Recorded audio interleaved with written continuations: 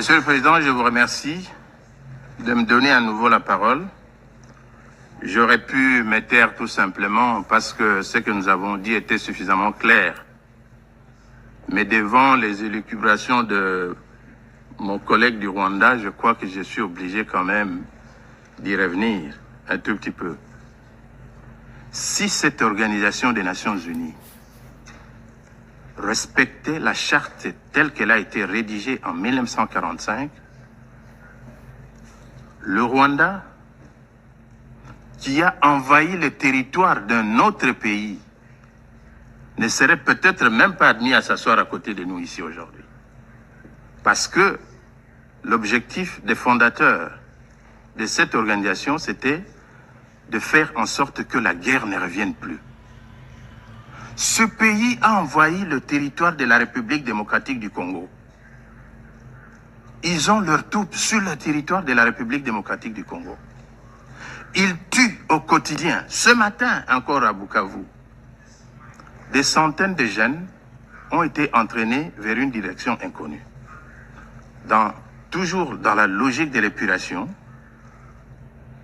des massacres des populations civiles congolaises.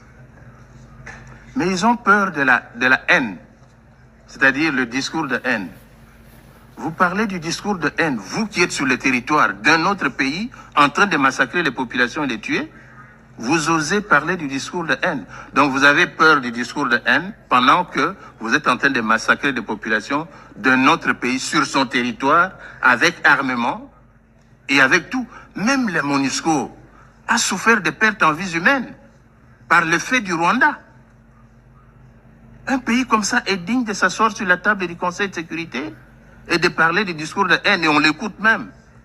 Que vaut un discours de haine par rapport à des milliers de massacres commis sur le territoire de la République démocratique du Congo? Que vaut un discours de haine par rapport à un génocide conduit par un pays membre de cette organisation? Monsieur le Président, il a parlé aussi des FDLR. Mais qui sont les FDLR? Ce sont des Rwandais. Organisez un dialogue inter-rwandais. Discutez entre vous. Vous n'avez même pas de démocratie chez vous. La démocratie n'existe pas au Rwanda. Tous les opposants rwandais sont en dehors du Rwanda. Quand ils sont à l'intérieur, ils sont tués et assassinés. Au Congo, nos opposants sont au Congo. Nous discutons. Nous avons la démocratie, même si on ne peut pas la comparer à la démocratie occidentale. Elle existe. Où est la démocratie au Rwanda? Où est la démocratie au Rwanda? Citez-moi un seul opposant rwandais qui existe au Rwanda. Ça n'existe pas.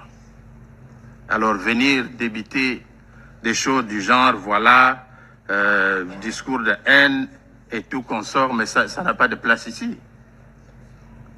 Monsieur le Président, les FDLR, parce qu'on en parle toujours, on a fait pratiquement son cheval de bataille ici.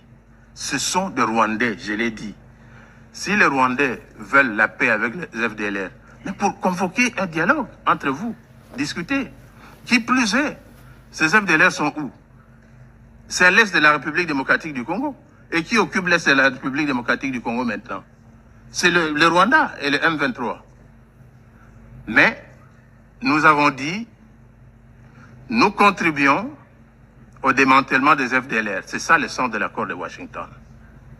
Tout simplement parce que nous voulons la paix. Mais qu'on ne vienne pas nous débiter ici des choses du genre comme si, à la base de toute cette insécurité, c'est les FDLR. C'est faux, archi faux. C'est l'exploitation des minerais du Congo. On ne va pas s'en départir, nous l'avons dit plusieurs fois. Nous considérons que les graves violations des droits de l'homme qui se commettent à l'est de la République démocratique du Congo sont le fait du Rwanda. C'est un pays agresseur. On devait les traiter en tant que tels selon la Charte des Nations Unies. Nous sommes étonnés de constater que nous essayons toujours avec un agresseur qui vient avec des arguments, qui fait écouter même des arguments qui n'ont pas de valeur devant vous. Combien de fois parlera-t-on des FDLR? Combien de fois parlera-t-on du discours de haine? Et qui le dit? Un pays qui a envoyé le territoire d'un autre, est-il digne de le dire? Je m'arrête là. Merci, Monsieur le Président. Je remercie le représentant de la République démocratique du Congo de sa déclaration et je donne la parole au représentant du Rwanda qui a demandé également la parole pour une nouvelle déclaration.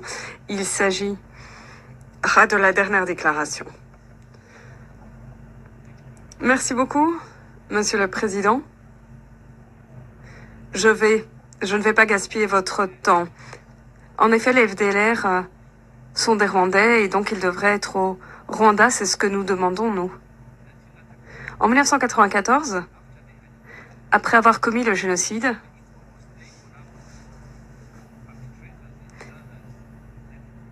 il y avait un grand nombre d'auteurs de ce génocide qui ont quitté le Rwanda pour la Tanzanie. Mais comme la Tanzanie a géré la situation dûment, nous n'avons plus de problème maintenant avec la Tanzanie. Vous connaissez bien l'histoire. Le HCR a participé à tout ce processus. Donc, ils ont été désarmés, mis dans des camps et puis rapatriés au Rwanda. Le problème avec la RDC, c'est que la RDC a pris la direction inverse. Ils les ont réarmés, les ont regroupés, continuent de les soutenir jusqu'à ce jour. Et 31 ans plus tard, le rapport démontre qu'ils ont même un bastion en RDC. Donc c'est ça le problème. Le problème n'est pas de savoir s'ils sont rwandais ou non. Oui, ce sont des Rwandais qui ont tué notre peuple et qui veulent continuer de tuer. Ils ont toujours ces intentions génocidaires. Et dès lors, ils doivent être neutralisés. Ne devraient pas être au Rwanda. Pour ce qui est de la question des minerais, nous n'avons pas de problème à cet égard, nous avons nos propres minerais. Mais le problème pour la RDC, c'est que, oui, peut-être le Rwanda n'a pas autant de minerais. On peut voir la façon dont nous gérons nos propres minerais qui sont moins nombreux. Alors, nous ne voulons pas une démocratie du type de celle de la RDC, si c'est ce que présente la RDC.